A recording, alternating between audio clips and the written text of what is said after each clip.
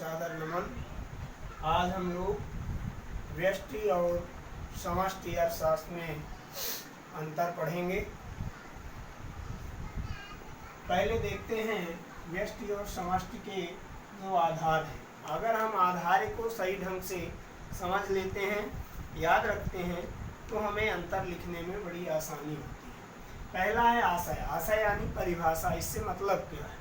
तो व्यष्टि अर्थशास्त्र व्यक्तिगत चरों, व्यक्तिगत फर्मों, एक इकाई, एक उद्योग, एक व्यक्ति, एक वस्तु, इनके बारे में जो अध्ययन कराता है उसे हम व्यष्टि अर्थशास्त्र कहते हैं और उसका ये मतलब होता है। समष्टि अर्थशास्त्र का आशय है जो समग्र चरों का अध्ययन कराए, समस्त फर्मों का अध्ययन कराए, समस्त उद्योगों का अध्ययन कराए, उसे हम समष्टि अर्थशास्त्र के अंतर्गत रखते हैं और वो समष्टि अर्थशास्त्र होती है। तो पहला अंतर हो गया कि आशय, तो व्यष्टि अर्थशास्त्र व्यक्तिगत चरों का अध्ययन कराता है, जबकि समष्टि अर्थशास्त्र समग्र चरों का अध्ययन कराता है। दूसरा आधार है अध्ययन का विषय। व्यष्टि अर्थशास्त्र में व्यक्तिगत इकाइयों का अध्ययन किया जाता है। हमने अभी ऊपर पढ़ा कि व्यष्टि अर्थशास्त्र कहते कितने हैं, तो एक इकाई, एक व्यक्ति, एक फर्म, एक उद्योग, इनके लिए जो होते हैं, एक का काम करता है, वो व्यष्टि अर्थशास्त्र कहलाता है। समष्टि अर्थशास्त्र समग्र इकाइयों का अध्ययन कराता है, समस्त उद्योगों का, समस्त आयों का, कोई भी क्षेत्र है वो समग्र, समग्र यानी संपूर्ण का, समग्र यानी संपूर्ण का अध्ययन कराता है। और व्यक्तिगत मतलब एक। दूसरा सिद्धांत, व्यष्टि अर्थशास्त्र जो है ये मूल्य सिद्धांत पर कार्य करता है, क्योंकि इसके आधार पर ही मूल्य का निर्धारण हम कर सकते हैं। व्यष्टि अर्थशास्त्र के माध्यम से ही मूल्य का हम निर्धारण करते हैं, क्योंकि यह समस्त स्तरों का अध्ययन करके और ये निष्कर्ष बताता है कि हमें मूल्य का जो निर्धारण करना है किस स्तर पर करना है, जबकि समष्टि अर्थशास्त्र रोजगार सिद्धांत पर निर्धारित होता है।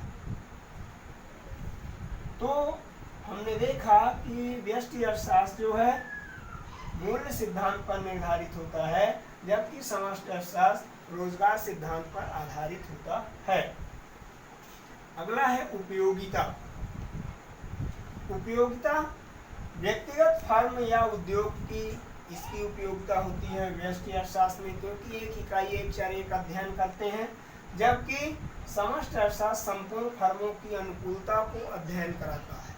इसके माध्यम से हम समस्त फर्मों के बारे में जानकारी प्राप्त करते हैं, संपूर्ण समेकित जानकारी प्राप्त कर लेते हैं। समष्टि व्याख्या, ये व्यष्टि अर्थशास्त्र जो होता है व्यक्तिगत उच्च वचन की व्याख्या करता है। व्यक्ति उच्च वचन की, व्यक्ति की कितनी ऊंचाइयां हैं, व्यक्ति कहाँ किस स्तर का है, उसका अध्ययन कराता है, जबकि समष्टि अर्थशास्त्र संपूर्ण उच्च वचन की व्याख्या करता है। जैसे हम लोग पढ़ते हैं हमारे देश की अर्थव्यवस्था जो है वो किस स्तर पर है, विश्व स्तर पर किस लेवल में है, तो ये संपूर्ण उच्च वचन की व्याख्या करता है। सुगमता, अगला आधार है सुगमता। तो व्यष्टि अर्थशास्त्र जो होती है अत्यंत सरल होती है, क्योंकि एक इसका दायरा जो होता है बहुत छोटा होता है, कम स्थान पर इसको, यानी एक सूक्ष्म इकाई का अध्ययन है तो सूक्ष्म इकाई तुरंत समझ में आ जाती है।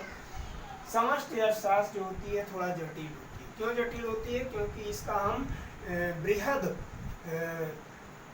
अभ्यास करते हैं, इसकी जानकारी बृहद रखनी होती है, इसलिए ये थोड़ा सा जटिल यानी कठिन महसूस होती है। समस्या, आर्थिक व्यष्टि अर्थशास्त्र जो होती है व्यक्तिगत आर्थिक समस्याओं का निदान करती है, क्योंकि व्यक्तियों के एक इकाई, एक उद्योग, एक फर्म के बारे में ये जानकारी होती है, तो किसके पास कौन सी समस्या है, जब एक एक व्यक्ति के पास जाते हैं तो उसकी क्या समस्याएं हैं, तो उसका वो अध्ययन कराती है। तो ये व्यष्टि अर्थशास्त्र में व्यक्तिगत इकाइयों का अध्ययन होता है, जबकि समष्टि अर्थशास्त्र में समग्र इकाइयों का अध्ययन कराया जाता है। संबंध, मूल्य विश्लेषण, व्यष्टि अर्थशास्त्र जो होता है मूल्य विश्लेषण से संबंध होता है कि मूल्य कैसा होना चाहिए, किस प्रकार से निर्धारण होना चाहिए, कौन सा मूल्य ज़्यादा उपयुक्त है। तो ये व्यष्टि अर्थशास्त्र एक एक वस्तु के मूल्य विश्लेषण पर अध्ययन कराता है, जबकि समष्टि अर्थशास्त्र जो है ये आय विश्लेषण पर निर्भर होता है, क्योंकि समग्र हमारे घर में कितने लोग हैं, उस घर की कितनी आय है, उसके आधार पर हम उसका स्तर निर्धारित करते हैं। तो हमने यहाँ पर देखा कि व्यष्टि अर्थशास्त्र और समष्टि अर्थशास्त्र में जो अंतर के आधार हैं, पहला है आशय। आशय यानी हम उन दोनों की परिभाषाएं लिखते हैं कि व्यष्टि अर्थशास्त्र क्या है और समष्टि अर्थशास्त्र क्या है। अध्ययन का विषय क्या है, तो हमने देखा कि ये व्यक्तिगत इकाइयों का अध्ययन कराता है और ये संपूर्ण इकाइयों का अध्ययन कराता है। सिद्धांत जो है ये मूल्य के सिद्धांत पर आधारित होता है व्यष्टि अर्थशास्त्र, जबकि समष्टि अर्थशास्त्र रोजगार के सिद्धांत पर आधारित होता है। उपयोगिता के बारे में देखा कि ये व्यक्तिगत इकाइयों, फर्मों, उद्योगों के लिए व्यष्टि अर्थशास्त्र उपयोगी है, जबकि समष्टि अर्थशास्त्र जो है संपूर्ण फर्म की अनुकूलता को बनाए रखने में समष्टि अर्थशास्त्र अत्यधिक उपयोगी है।